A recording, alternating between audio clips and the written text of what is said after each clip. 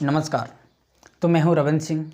मैं आपके लिए लेकर आया हूं बायोलॉजी की क्लासेस, जिसमें मैंने सर्कुलेटरी सिस्टम स्टार्ट करवा दिया है।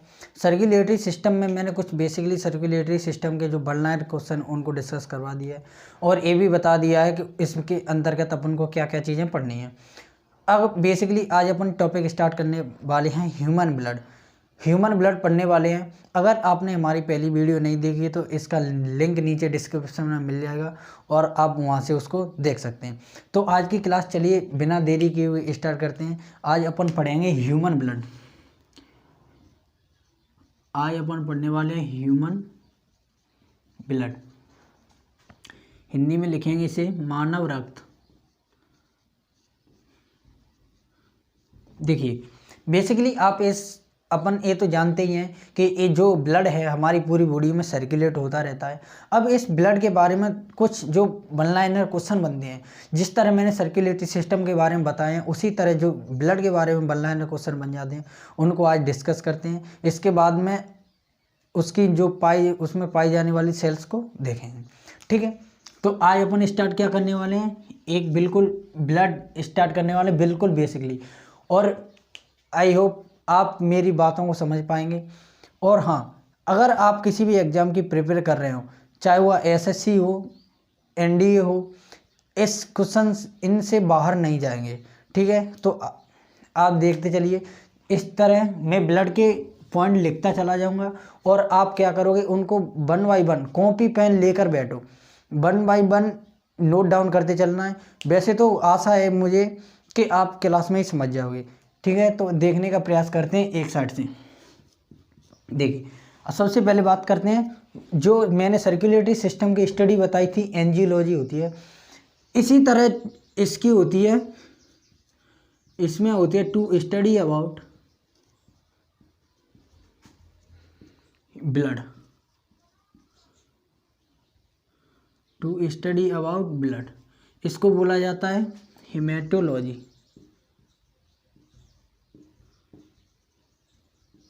हेमेटोलॉजी हिंदी में इसका सेम नाम है, इसको हेमेटोलॉजी ही कहा जाता है। ठीक है, अब देखिए, यानी कि ब्लड के बारे में संपूर्ण अध्ययन विज्ञान की जिस शाखा में किया जाता है उसे क्या कहते हैं, अपन हेमेटोलॉजी कहते हैं। अब बात करते हैं ब्लड में ब्लड क्या है। तो मैंने आपको बता दिया है, जो ब्लड है ना, ब्लड या ऐसे लिखोगे इंग्लिश मीडियम वाले, it is a part of circulatory system। क्या है, यहाँ पे लिखोगे यह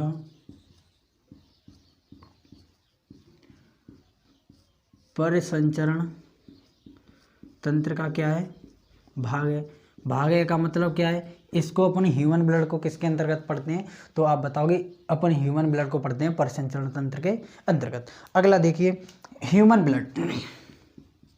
ह्यूमन ब्लड में बेसिकली क्या पाई जाती हैं, ह्यूमन ब्लड में सेल्स पाई जाती हैं। ह्यूमन ब्लड एक अगला लिखिए, it is a liquid connective tissue. क्या है, तो यह क्या है, एक तरल संयोजी ऊतक है। तरल संयोजी ऊतक है। देखिए तरल संयोजी ऊतक का मतलब क्या होता है, कनेक्टिव मतलब एक दूसरे, यानी एक अंग को दूसरे अंग से कनेक्ट करने वाले ऑर्गन को क्या कहते हैं, कनेक्टिव ऑर्गन कहते हैं। जैसे कि हमारे माइंड को हृदय से कौन जोड़े रखा है, तो आप बताओगे ब्लड कनेक्ट किए हुए हैं एक दूसरे से। यानी शरीर के प्रत्येक भाग को आपस में जोड़ने का काम कौन करता है, ब्लड करता है। टिश्यू मतलब क्या होता है, टिश्यू यानी कि ऊतक। ऊतक होते हैं कोशिकाओं के समूह को क्या कहते हैं, ऊतक कहते हैं। तो क्या है, ये ब्लड कैसा एक तरल संयोजी ऊतक है। अगला लिखेंगे इसका पॉइंट, यह एक कोलाइड है। क्या है, यह एक कोलाइड है। देखिए कोलाइड का मतलब क्या होता है, कोई भी विलयन कोलाइड कब होता है, विलयन यानी कि सॉल्यूशन। वैसा विलेन, जैसे इसको कोलाइड अच्छी तरह से केमिस्ट्री में पढ़ाया जाता है, लेकिन मैं कोलाइड के बारे में आपको थोड़ी सी बात बता देता हूँ। ऐसे पदार्थ जिन्हें कपड़े में छानने पर, किस में छानने पर, किसी सूती वस्त्र में छानने पर, उनमें जो क्या है, उनके जो कणकाओं वाला भाग क्या होता है, ऊपर रह जाता है, और जो तरल लिक्विड वाला पार्ट होता है वो कहाँ चला जाता है, नीचे चला जाता है। उसी को अपन क्या कहते हैं, तो आप बताओगे, ऐसे विलेन को अपन कोलाइड विलेन कहते हैं। तो ब्लड में क्या है, कुछ कण वाले भाग हैं, वो अगर उनको अपन क्या करेंगे, किसी कपड़े वगैरह में छानेंगे तो कण वाले भाग ऊपर रह जाएंगे और तरल वाला भाग नीचे चला जाएगा। इसीलिए ब्लड को क्या कहते हैं, कोलाइड कहते हैं। अगला देखिए, इसी में ब्लड का कलर देखिए, ब्लड कलर कैसा होता है। तो ब्लड कलर बेसिकली आप सभी लोग जानते हैं, ब्लड का कलर जो होता है रेड होता है, यानी कैसा होता है, लाल होता है। कारण क्या है इसका लाल होने का, हमारे जो ब्लड है, हमारे ब्लड में आरबीसी पाई जाती हैं। आरबीसी के अंदर एक पिगमेंट पाया जाता है, हीमोग्लोबिन। क्या पाया जाता है, हीमोग्लोबिन। देखिए, कोई भी बायोलॉजी के अंतर्गत अगर कोई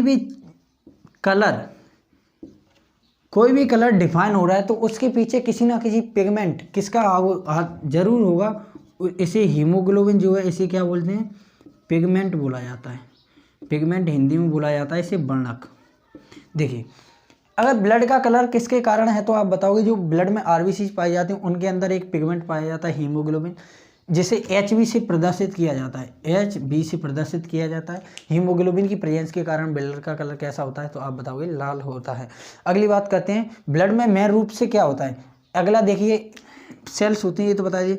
अब एक और पॉइंट लिखिए इसमें, blood is a mesodermal organ. देखिए, ब्लड जो कैसा है, एक मीजोडर्मल ऑर्गन है। मीजोडर्मल ऑर्गन का मतलब क्या होता है, मैं आपको इसके बारे में बता देता हूँ थोड़ा सा।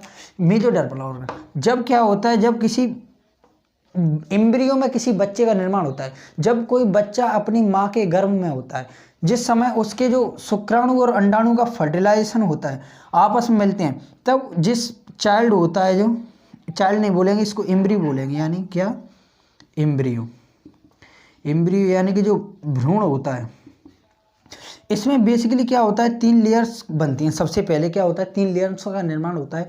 इन तीनों लेयरों से मिलकर क्या होता है, अपने पूरे शरीर की बॉडी जो स्ट्रक्चर है वो मिलकर बनी हुई होती है इन तीनों अंगों से। तो सबसे एंड वाली, यानी जो सबसे अंदर वाली है, यानी बाहर से तो एंड वाली होगी, तो इस लेयर को नाम दिया जाता है एंडोडर्म। क्या दिया जाता है, तो आप बताओगे, इस लेयर को नाम दिया जाता है एंडोडर्म। ठीक है, एंडोडर्म।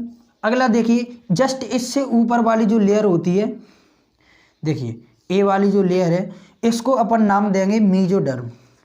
क्या नाम देंगे, मीजोडर्म। ठीक है, मीजोडर्म हो गई। अब बार बची ए वाली। ये देखिए, सबसे जो आउटर लेयर है, कौन सी लेयर है जी, आउटर लेयर है अपनी, आउटर लेयर। तो इसको अपन नाम देते हैं एक्टोडर्म।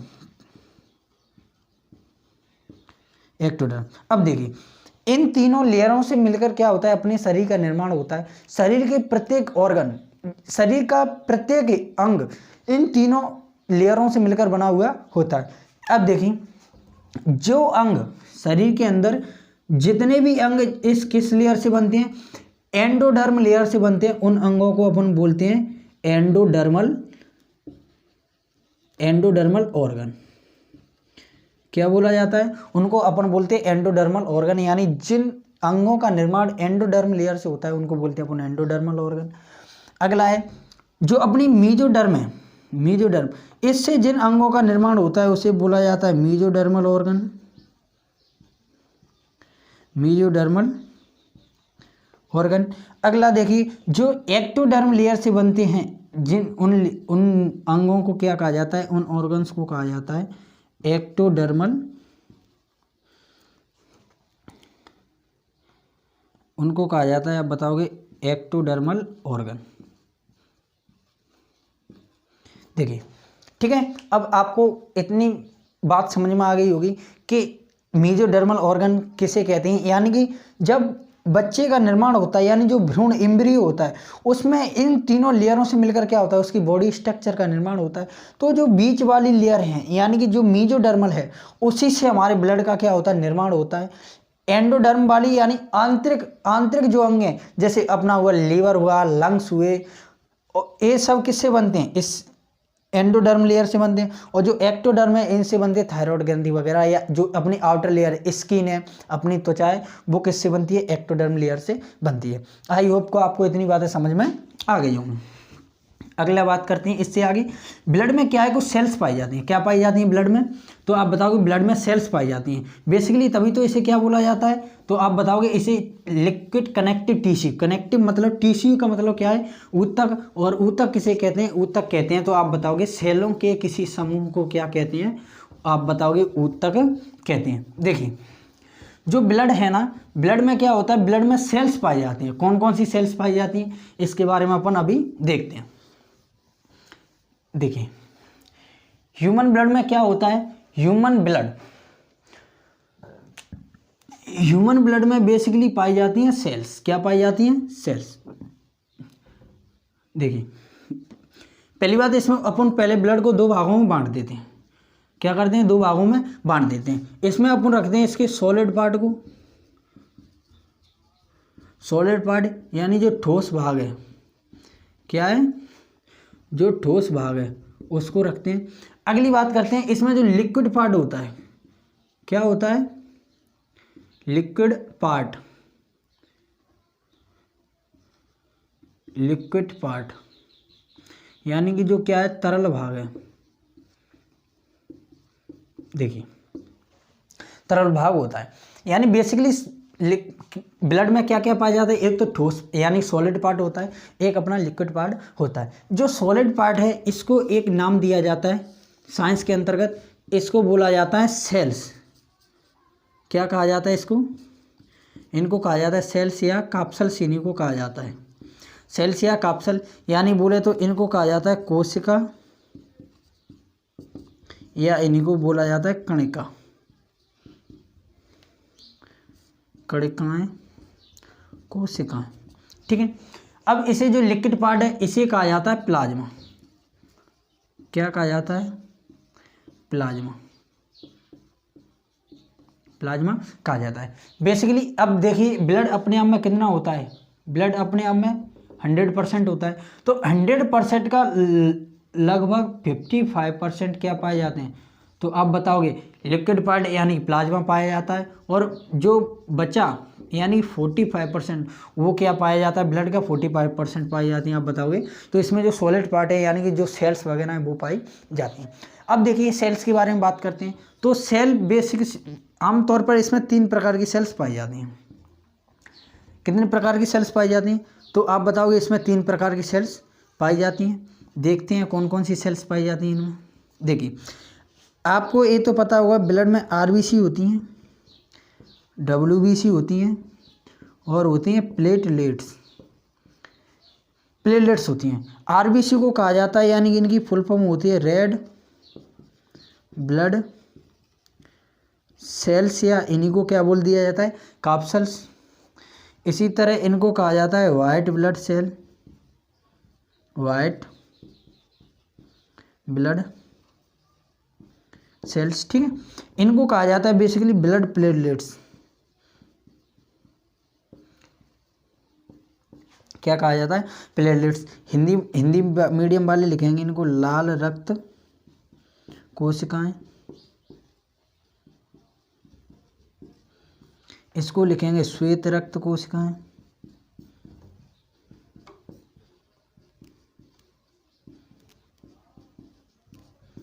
इनको लिखेंगे रक्त, या इनको लिखेंगे रुधिराणु,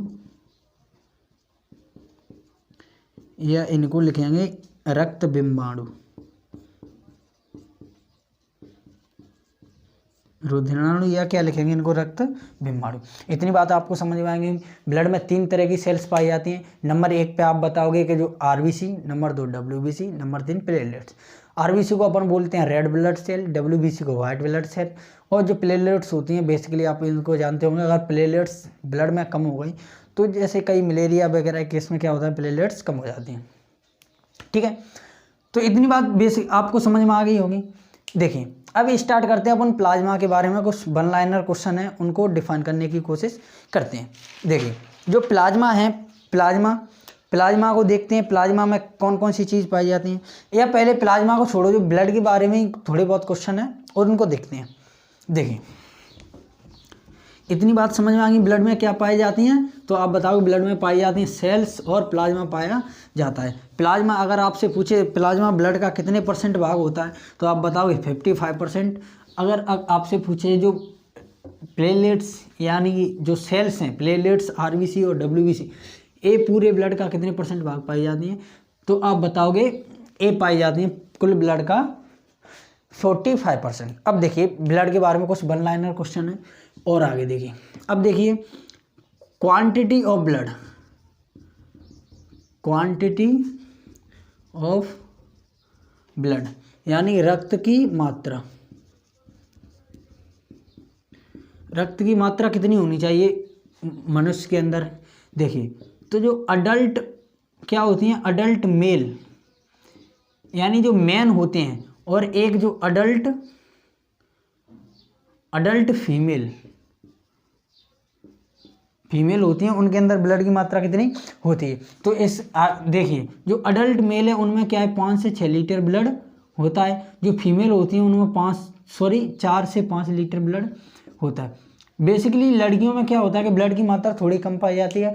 कारण है कि जो इनका हीमोग्लोबिन होता है या जो इनकी जो आरबीसी होती है उनके अंदर जो हीमोग्लोबिन पाया जाता है उसकी संख्या कैसी होती है, उसकी मात्रा बहुत ही कम होती है, जिसके चलते इनमें क्या है ब्लड की मात्रा बहुत लमसम आधे से 1 लीटर ब्लड कम पाया जाता है। और इनके जो लड़कियों में कुछ प्रॉब्लम्स होते हैं, जैसे मंथली प्रॉब्लम्स होती है उनको, उससे रजोधर्म कहा जाता है। रजोधर्म के कारण भी इसमें जो क्या होता है उनकी ब्लीडिंग वगैरह हो जाती है, जिसके कारण इनका ब्लड कम हो जाता है। ठीक है, अब देखिए ब्लड का pH value, blood pH value लिखिए। देखिए ब्लड का ही लिखेंगे अपन पीएच वैल्यू। तो देखिए ब्लड का पीएच वैल्यू होता है 7.4 से 7.5। अब देखिए पीएच वैल्यू क्या होता है, पीएच वैल्यू इसको एक फुल फॉर्म है इसकी power of hydrogen, power of hydrogen. इसमें क्या होता है, इसमें किसी भी सॉल्यूशन विलयन की पीएच वैल्यू ज्ञात करने के लिए एक पीएच स्केल होता है। क्या होता है, पीएच स्केल होता है, जिसमें 0 से लेकर 14 तक की क्या होती है नंबरिंग दी होती है। एक बीच में नंबरिंग होती है 7, यानी कि जो इसका बीच का नंबर है वो। अगर देखिए कोई भी विलयन है, क्या है, कोई भी विलयन जैसे बोला, जैसे कोई भी सॉल्यूशन है उसकी अगर पीएच मान ज्ञात करना है, अगर जिसका विलयन का रेंज 0 से 7 के बीच में आता है तो वह एसिड प्रकृति का होगा, यानी कि वह कैसी प्रकृति का होगा, अम्लीय प्रकृति का होगा। यानी अम्लीय प्रकृति का आप कक्षा 8th और 10th में ही पढ़ते आ रहे हैं। जो अम्ल होते हैं वो स्वाद में कैसे होते हैं, खट्टे होते हैं। और जिस सॉल्यूशन की रेंज 7 से 14 के बीच में होगी वह बेसिक प्रकृति का होगा। बेसिक बोले तो क्षारीय प्रकृति का होगा। ठीक है, आई होप का आपके इतनी बातें समझ में आ गई होंगी। तो इसको अपन कह सकते हैं जो ब्लड होता है, ब्लड का कितना होता है पीएच वैल्यू 7.4 से 7.5, यानी कि 7 से हल्का ही आगे होता है। तो इसे कह सकते हैं जो ब्लड होता है वो एल्कली क्षारीय, एल्कली बेसिक होता है। या इसे लिख सकते हैं ब्लड जो होता है, ब्लड कम नहीं लिखेंगे, इसको लिखेंगे हल्का क्षारीय होता है। ब्लड हल्का क्षारीय होता है। ठीक है, अब देखिए ब्लड का कलर मैंने आपको बता दिया। और क्या है इसमें, ब्लड की प्रकृति हो गई, और इससे आगे देखेंगे अगली वीडियो में। आज के लिए इतना ही, मिलते हैं नेक्स्ट वीडियो में। और हाँ, अगर आपने चैनल पर पहली बार है तो इस चैनल को सब्सक्राइब करें, और वीडियो पसंद आई हो तो वीडियो को लाइक करें, और वीडियो में कमेंट करके बताएं आपको इस चैप्टर के बाद किस चैप्टर की वीडियोस चाहिए, या बायोलॉजी के और किसी चैप्टर की वीडियो चाहिए तो मैं उसकी वीडियो बना के डाल दूंगा। तब तक के लिए जय हिंद, जय भारत।